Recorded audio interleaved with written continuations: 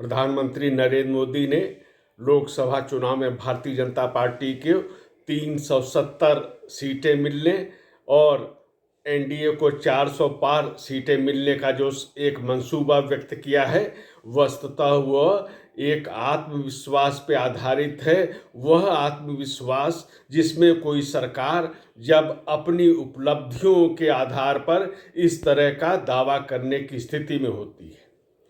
विगत 10 वर्षों में नरेंद्र मोदी सरकार ने जिस प्रकार से कार्य किए हैं, वो चाहे विकास के कार्य हो, वो सांस्कृतिक चेतना के जागरण का कार्य हो, वो गरीबों के कल्याण का कार्य हो और पारदर्शी व्यवस्था के अनुरूप सबको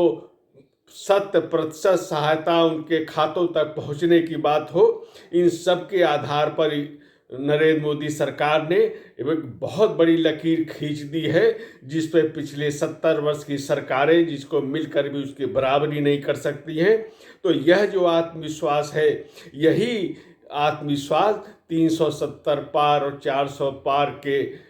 लक्ष्य को प्रमाणित करने वाला है और इस संकल्प को सिद्ध करने वाला है। आजकल चर्चा में है कि मोदी की गारंटी, ये भी एक निराधार कोई नारा नहीं है, कोई बात नहीं है,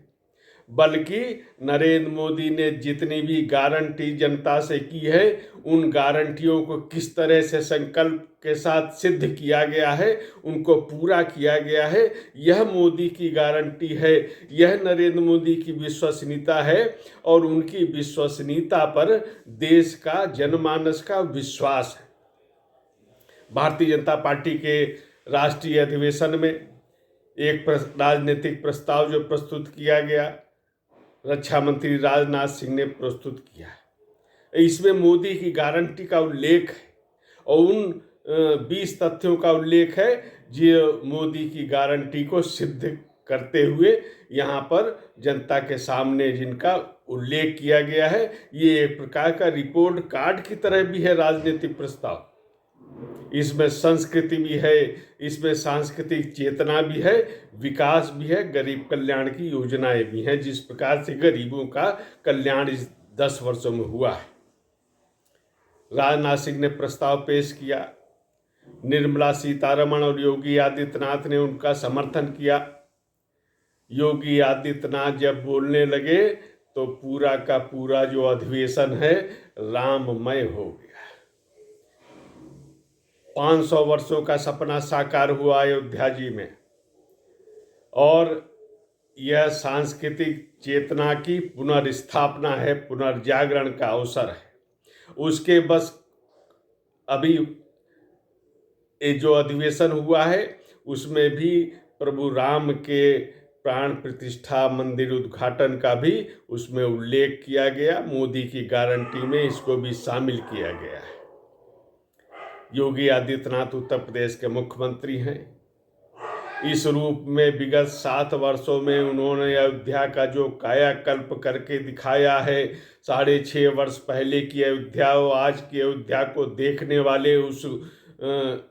योगी का जो मॉडल है विकास का, उसका अनुभव भी कर सकते हैं।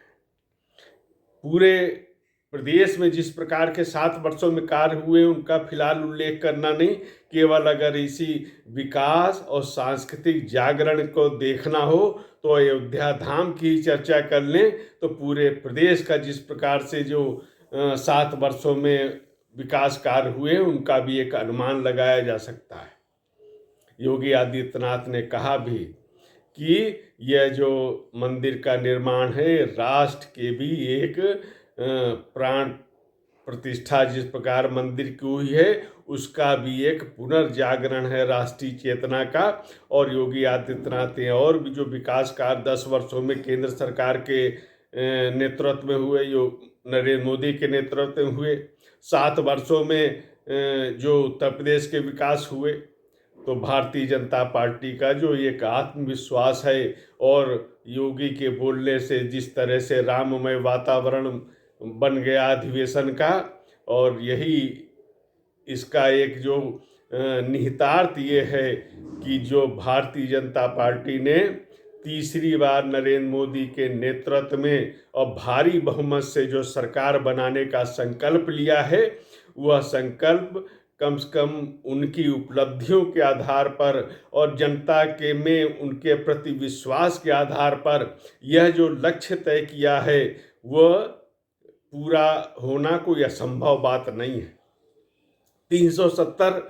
कोई ऐसा नहीं, मैं कहूँगा कि एग्जैक्ट कोई ऐसा नंबर आने वाला है, लेकिन 370 एक संवैधानिक विचार के दृष्टि से भी महत्वपूर्ण है कि किस प्रकार से एक तरफ जो इंडी अलायंस है, हालांकि वो बिखर रहा है, एक तरफ वो लोग हैं जो संविधान के अनुच्छेद 370 को बनाए रखना चाहते थे, अलगाववादी अनुच्छेद था, उसको प्रति उनका लगाव था, कैसी कैसी बातें की जा रही थी। तो इस अस्थायी अनुच्छेद को हटाने का काम जो नरेंद्र मोदी सरकार ने किया है यह भी जनता के बीच में है। इसलिए ये जो 370 का आंकड़ा जो है बढ़ भी सकता है, बढ़ने की भी उम्मीद है,